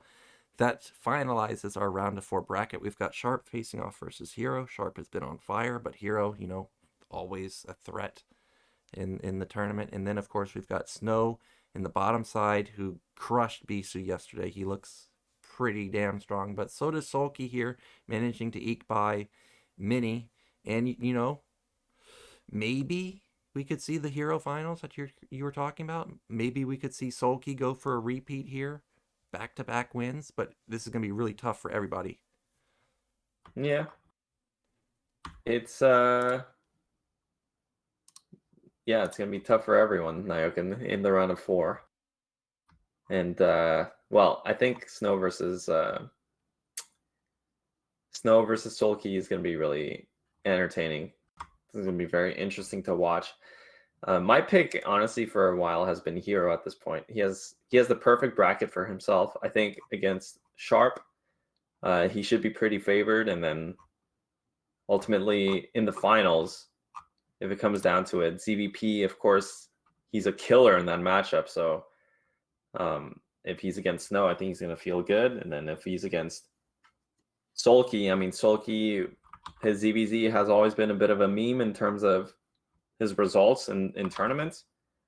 So my pick to win this whole thing has got to be Hero, man. But I think I'm really excited to watch Snow up against Soulkey, and I think it's going to be a very, very different dynamic from the series we've seen today.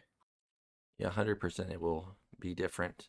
I don't think we're going to have 5-minute games, 10-minute games. I think we're going to potentially have some games that go split map, especially if we can get retro in the... Oh, it's best of 7, so of course we're going to get retro. I forgot about that. We're going to be playing every single map, and I don't think it's going to be, a blowout either. I think this series is going to be close. I don't know if it'll be 4-3, but I'm going to go with 4-2 for either side. And, yeah, we'll see who can actually make it into the finals. I think this is going to be very, very close. I think people in general are underrating Sharp. He's been on fire. I think he's got a good shot. But I agree with your pick also. Maybe it's Hero's time. Like, regardless of who comes out of the bottom side, you're probably going to favor him because he's so deadly in ZVP. Even though I don't think Soulkey's ZVZ is as weak as it is, people don't comment about Hero's it's definitely ZVZ. not. People don't make comments about Hero's ZVZ, so it's got to be top notch. Well, I think Zerg's looking poised to take another season, that's for sure. I wouldn't be surprised. Yeah, we're here. It would be cool to see a ZVZ final. Well, it would definitely be quick if it's a ZVZ final. I don't think we're going to get any late game play. I think maybe like out of 7 games, we'd get maybe 1 go to late game. And we were mentioning yesterday that we had like our first PvP in like 7 seasons or something.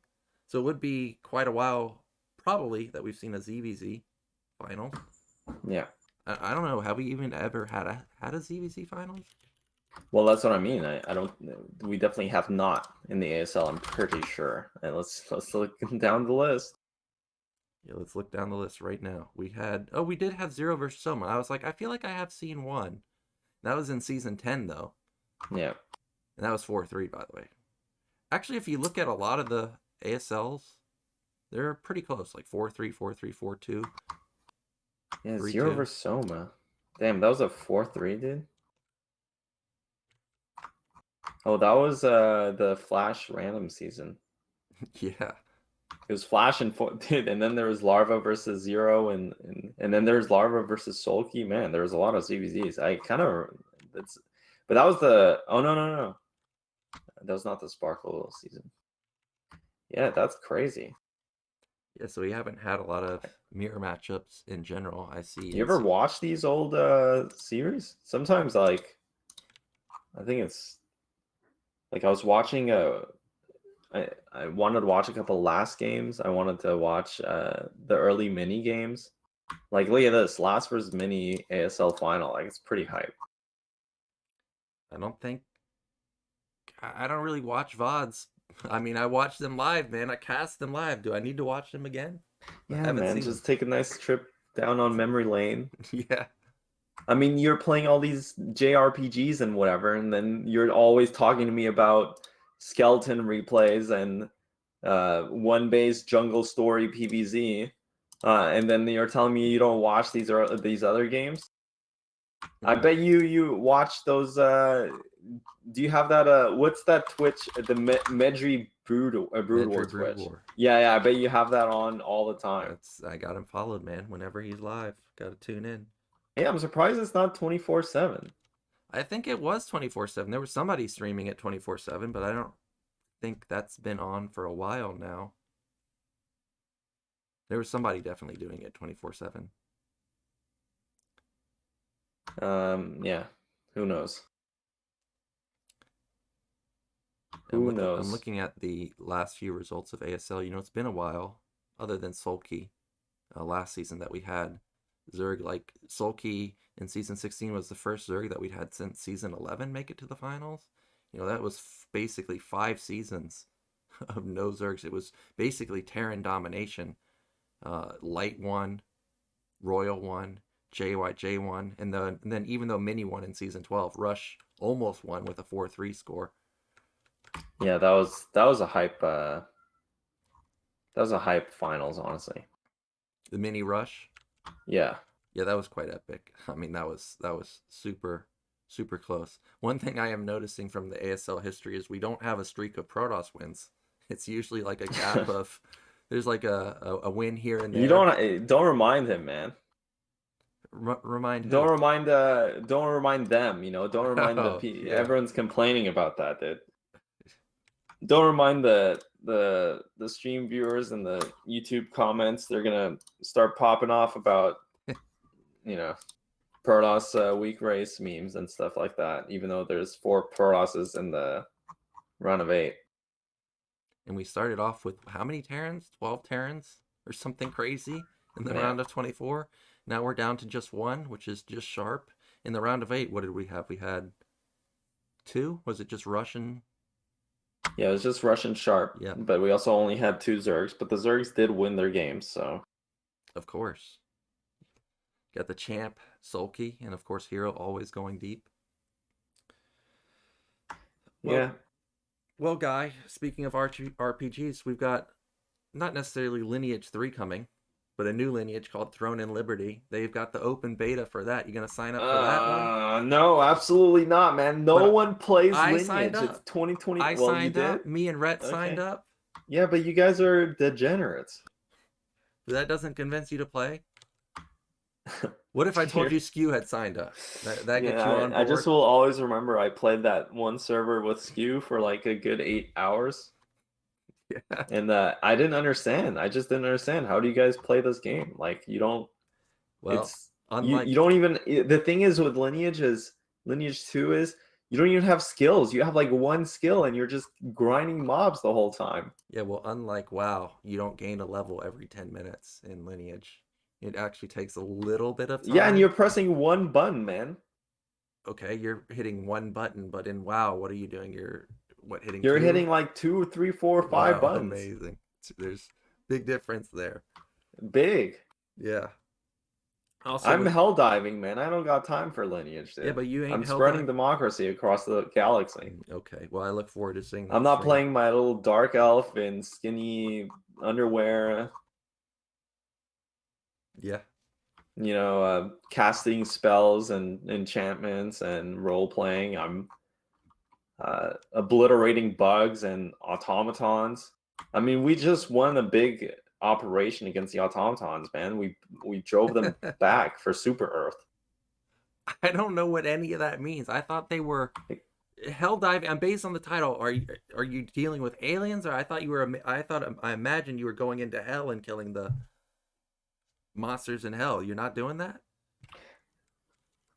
Like, apparently, you're not. Like I mentioned, we're spreading democracy. Okay. Yeah.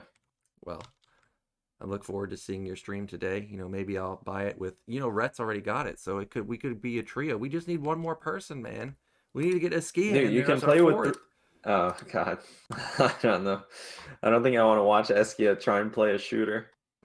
Okay, well, that is it today, guys. Thank you so much for watching, and we will see you next week with our semifinals match.